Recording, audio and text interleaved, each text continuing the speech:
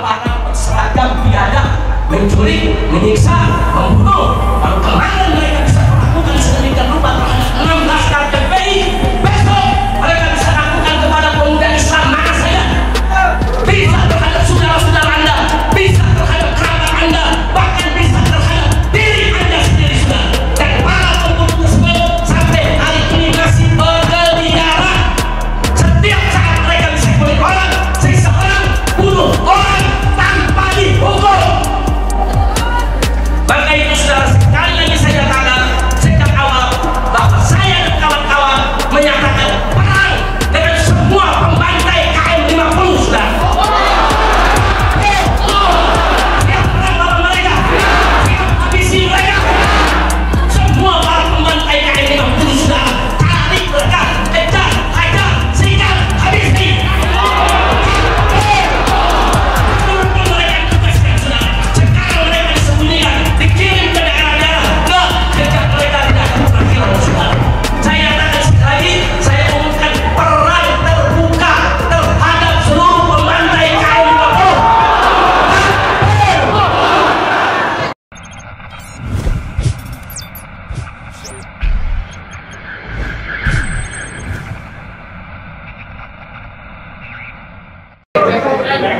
Jadi kalau ada pertanyaan kenapa itu semua terjadi, saudara, ini namanya sedang kita kondisi. Kita kondisi apa? Semua yang saya rangkaikan tadi itu cerita sedang kita kondisi supaya bangsa Indonesia menerima framing kalau Habib Rizik itu musuh negara, Habib Rizik itu musuh pemerintah, Habib Rizik itu pengacau, membuat masyarakat tidak aman. Itu dikondisikan, saudara, di framing. Semua media memberitakan, saudara.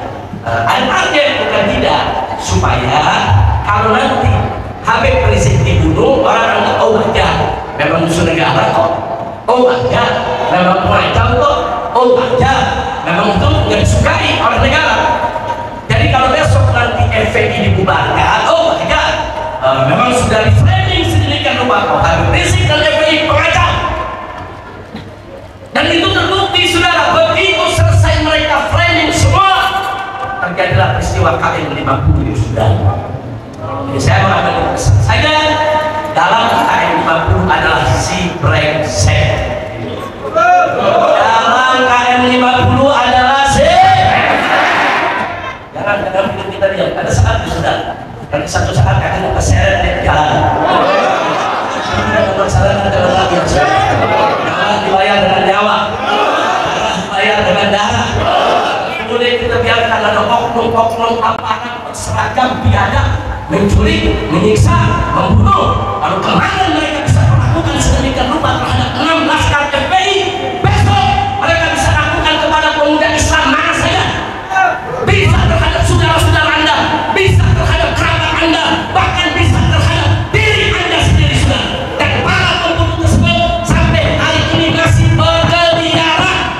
Setiap saat mereka bisa bunuh orang, siksa orang, bunuh orang tanpa dihukum. Maka itu, saudara, sekali lagi saya katakan sejak awal bahwa saya dan kawan-kawan menyatakan perang dengan semua pembantai KM 50, saudara. Siap perang lawan mereka, siap habisi mereka. Semua para pembantai KM 50, saudara, tarik mereka, kejar, hajar, sikat, habisi.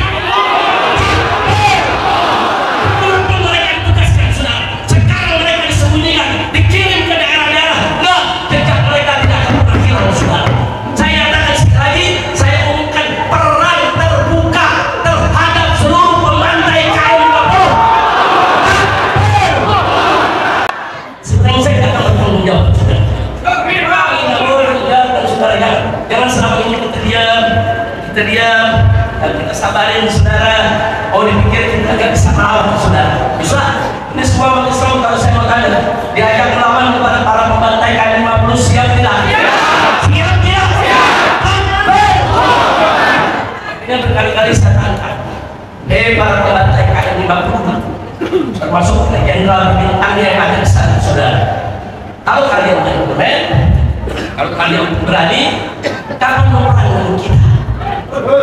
Sebutkan tanggalnya, sebutkan harinya, sebutkan jamnya, sebutkan tempatnya, berapa pasukan yang kamu bawa, kami akan bawa pasukan yang sama. Ayo kita perang.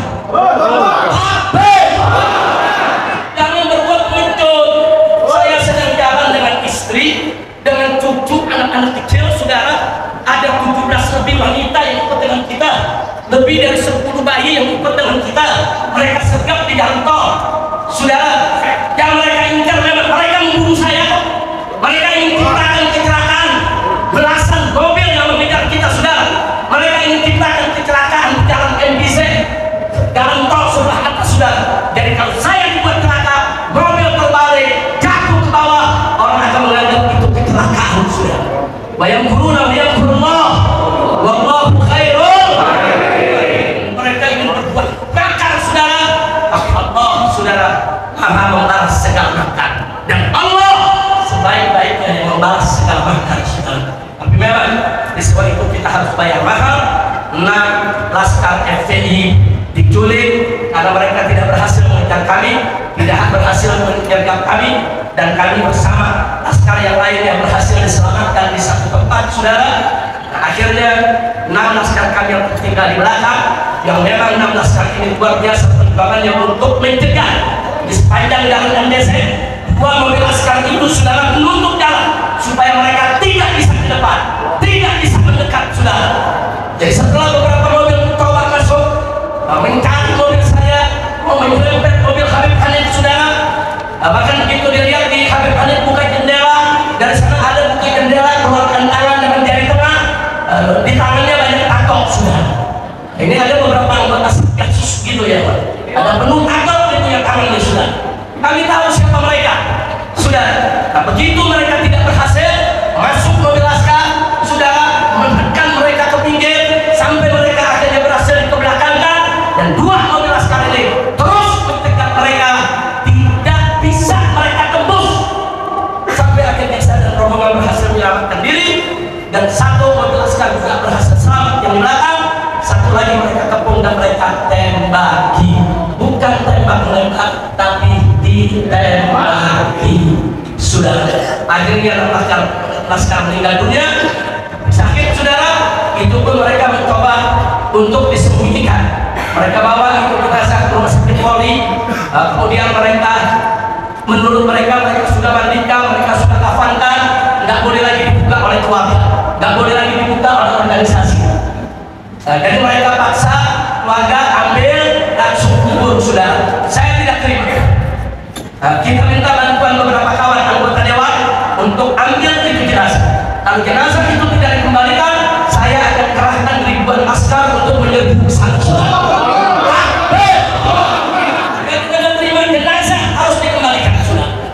Begitu jenazah dikembalikan, saudara, saya berikan instruksi kepada semua pengurus DPP FPI yang ada di tempat ini, buka semua jenazah, buka kafannya, buka kapasnya, buka semuanya, panggil tim daripada saudara dokter dari Mercy, kita minta bukannya mengabadikan semua. Lihat, ternyata apa yang terjadi, saudara. Anda perlu tahu bahwa 6 laskar kami ketika dibawa ke KM 50, yang 4 masih hidup sehat walafiat, yang 2 sudah setara. Pertama yang setara duduk di sebelah kiri supir, tertembak bola matanya, saudara. Nah, sedangkan yang kedua tertembak antara paha dengan pinggangnya dan mengenai pembuluh darah besar, sehingga banyak darah yang keluar tidak bisa dihentikan. Tapi dua-duanya saat di KM 50 masih hidup, karena petugas-petugas KM 50 termasuk pedagang-pedagang yang ada di KM 50, mereka datang ke tempat ini, mereka datang kepada kita memberikan kesaksian. 6-6-nya kami lihat dengan mata kepala kami sendiri, mereka masih hidup, termasuk yang sekarang masih hidup, sudah. Dan berdasarkan kesaksian mereka, 6-6-nya dibawa pergi, saudara. Sekitar jam 1 pagi mereka semua dibawa pergi entah kemana. Esoknya diumumkan mereka terbunuh. Begitu kami buka jenazahnya, 6 jenazah ada tembakan di jantung, saudara. Termasuk 2 yang yang sekarang, yang sudah muda, yang sudah diselamatkan, yang matanya tertembak, yang pinggangnya tertembak, tetap ditembak jantungnya sudah. Dan ada satu peluru lagi di paru mereka sudah. Semua 6 ada tembakan di kantong, ada tembakan di paru. Enggak sampai situ, bahkan luka yang menembus jantung dan paru tadi ada luka bakar sudah. Artinya pada luka bakar ditembak jarak dekat. Orang kalau tembak jarak jauh tidak ada luka bakar sudah. Tapi kalau ditembak jarak dekat di jantung mereka, di paru mereka, ya akan meninggalkan luka bakar di situ sudah. Nggak bisa, mereka nggak bisa melakukan tidak kebiadaban itu sudah. Maka itu sekali lagi saya sudah umumkan berkali-kali. Kali ini saya umumkan sekali lagi sudah. Bahwa kami mengumumkan perang terbuka.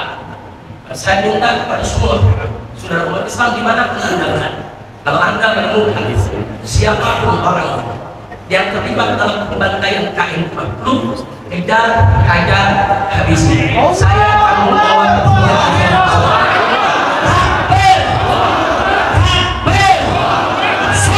Nah, sekarang saya mau tanya ke saya, ini semua terjadi saudara biadab seperti ini di gara-gara siapa? Gara-gara siapa? Ini kerjaan si brengsek, brengsek tidak? Brengsek tidak? Kalau kita sebut brengsek, setuju tidak? Sampai bagaimana nggak brengsek? Ya ada hari tanpa dusta. Ya Allah, mohon sudah. Astagfirullahaladzim, astagfirullahaladzim, astagfirullahaladzim. Kita berlindung kepada Allah dari punya pemimpin bohong, dari punya pemimpin penipu, dari punya pemimpin pendusta.